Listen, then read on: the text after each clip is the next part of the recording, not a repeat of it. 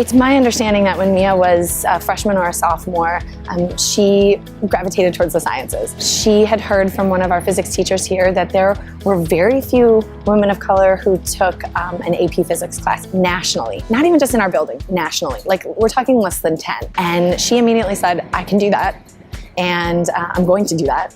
And so she was doubling up on science classes so she could get into these AP physics classes.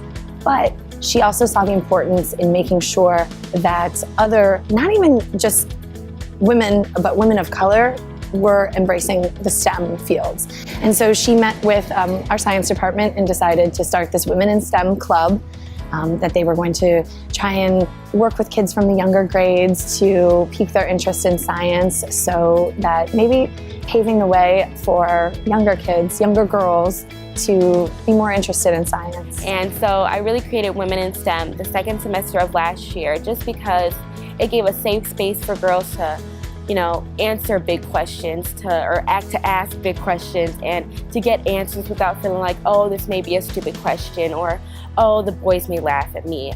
It's definitely a different environment to have a girls group and then have boys in it, because they try to take over stuff. Different things I've done around the community was Tech Tuesdays, which was in the spring of last year. And every Tuesday there would be senior citizens coming in looking for help on Facebook or their email or how to set up their phones, and that was really fun. It was about an hour every Tuesday, and you got to meet different people and try to help them figure it out, because our age, we know everything about technology. I portray ethics and integrity as something that you create for your own. You try not to be persuaded by other people's doings, feeling like what you stand for is correct, and that you can go through anything as long as you have something to fall back on, which is my ethics and integrity. I take my academics very seriously.